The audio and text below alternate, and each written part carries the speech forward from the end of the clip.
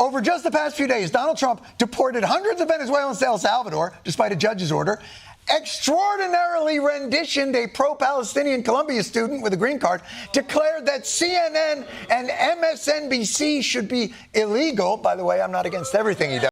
YouTube has terminated our main channel with millions of views just for telling the truth.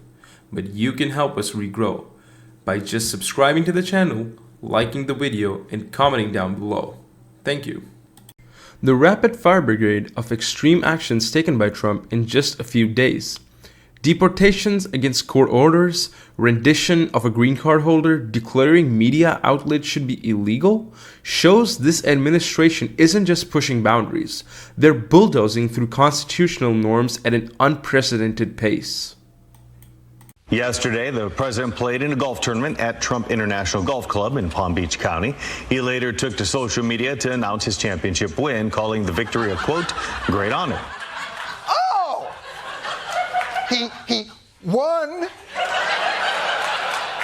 the tournament at Trump International. How did that happen? This dude's whole life, he's like the Make-A-Wish Batman kid. Hey, look at that, Donald. You caught all the criminals. Look, I'm opposed to anyone rolling back American democracy, but I do tip the cap to any 78-year-old winning a golf tournament. And by the way, still having enough energy left to stroll into the command center in his golf attire to bomb the shit out of Yemen. Yeah. Now look, anyone can bomb the shit out of Yemen after 9 holes, but 18?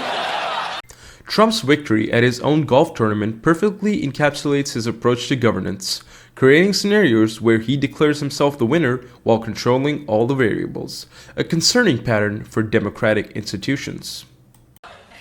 But fear not, because Democrats put on the back foot finally have an opportunity to stand up and show their dispirited party they still have the principle and the backbone to face down this wannabe tyrant.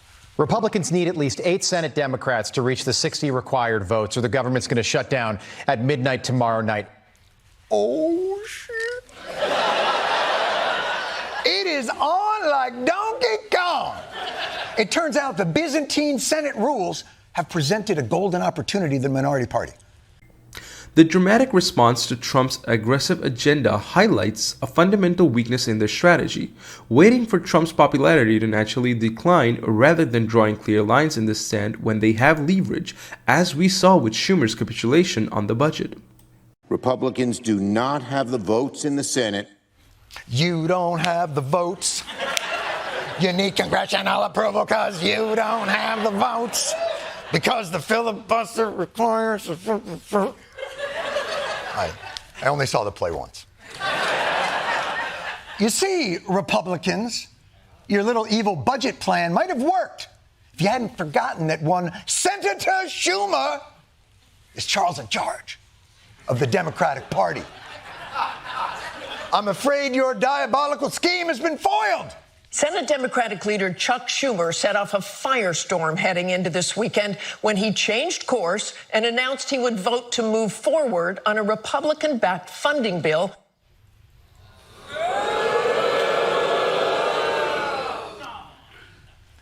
Turns out you had the votes. Republicans had the votes. What the happened?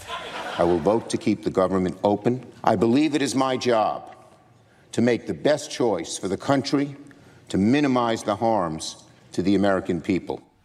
But you had said it was terrible. And wait a minute. Oh shit, I know what's going on here. All right, I know what's going on here. Yeah, you had me going, Chucky. You probably got a little something out of this, didn't you, old C-shoe? You wouldn't have given up that powerful leverage on the budget for nothing. My guess is Chucky got some cheese. Did Schumer get anything from Republicans in exchange for those Dem votes? He did not. Senator Schumer, no disrespect, but you are a disgrace to Jewish stereotypes about financial negotiations. That's just, I thought the whole point of us is that's what we do. But you're out there, how much is it? $5. How about I give you $7? Like, what are you doing? And for those of you who may have felt like this was a total capitulation, Senator Schumer just felt like this wasn't the moment for Democrats to press their case because Trump is still too strong. When he went below 40% in the polls, the Republican legislators started working with us. He was at 51. He's now at 48. We're going to keep at it until he goes below 40. When it happens, I am hopeful that our Republican colleagues will resume working with us. You're going to keep at it. Keep at it. And what?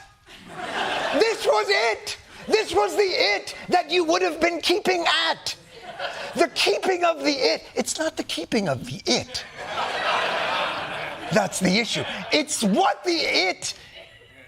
Don't you have to start it to keep at it?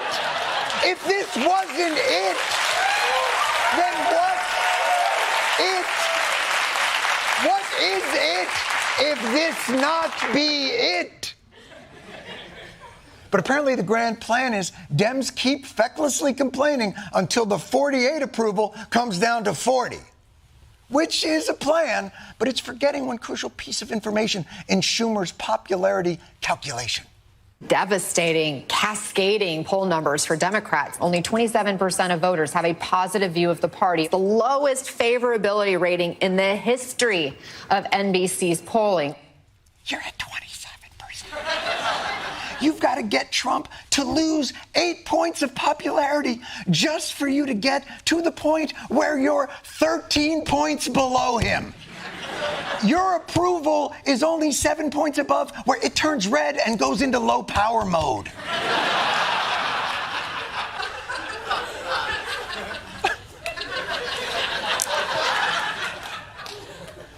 And you know, I would probably be just a skosh more receptive to Schumer's theory of gym-based negotiation strategies if it had worked the last time.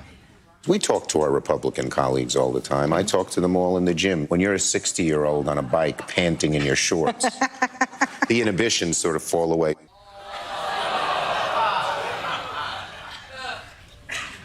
You know, I'm not here to posture shame. But for a guy who seems to be spending most of his life in the gym, a little less talky talk, a little more core.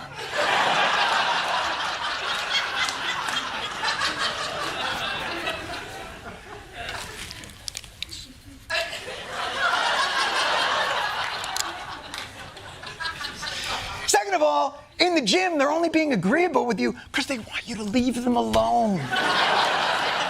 In the gym, on the stationary bike. Oh, sure, Chuck, yeah, I'm definitely going to do that.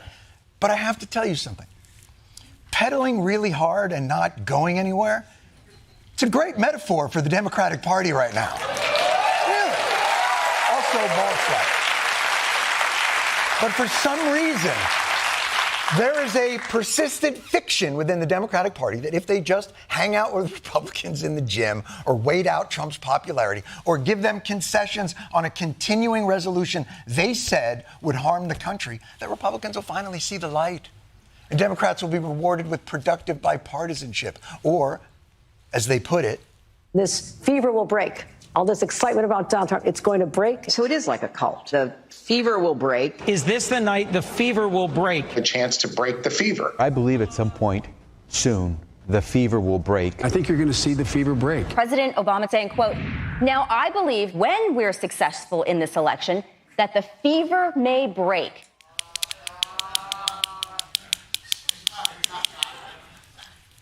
If someone's been running a fever since the aughts, that's not a fever. That is their default resting temperature.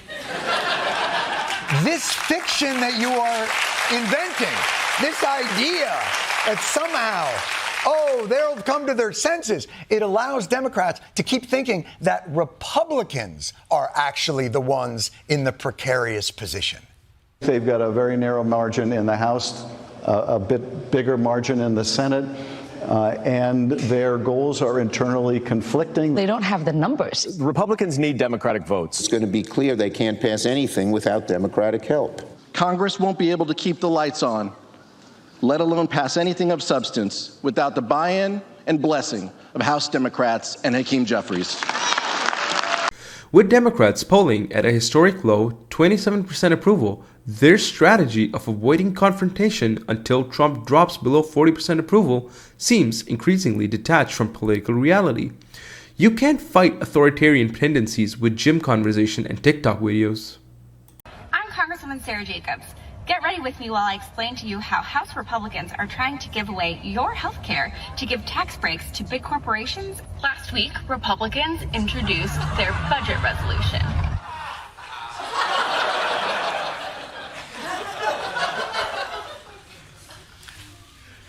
I'm sorry. I'm having difficulty focusing on what you're saying because I'm terrified that you're a hard yellow light away from getting ready with Dan Crenshaw.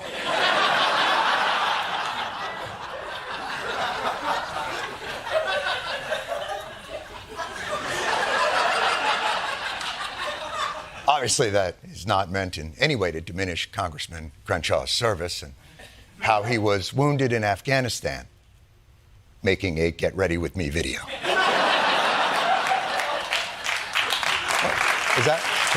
The contrast between Democrats' Get Ready With Me videos and Republicans' systematic dismantling of government institutions shows a party fundamentally misunderstanding the nature of the battle they're in, confusing messaging problems with substantial. YouTube has terminated our main channel with millions of views just for telling the truth.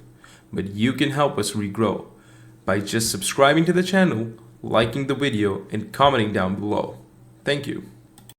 On Trump's March Madness bracket, Trump's fictional bracket picks reveal his signature style of mixing sports with self-promotion and random policy references. Classical distraction technique while the administration faces serious economic questions. On Trump planning to talk with Putin, Trump framing his conversation with Putin as a peace effort while joking about dividing territories shows his concerning tendency to approach international diplomacy like a real estate transaction. On the French demanding the Statue of Liberty back, the French politician demanding the return of the Statue of Liberty is a powerful symbolic criticism of Trump's foreign policy shift towards authoritarian leaders, a stark contrast to America's historical role as a defender of democracy. On Trump and Canada, the jokes about Trump taking Canada reflect growing international concerns about his territorial rhetoric. His recent social media posts about Canada becoming the 51st state aren't landing as humor on the world stage, but as troubling indicators of his approach to long-standing allies.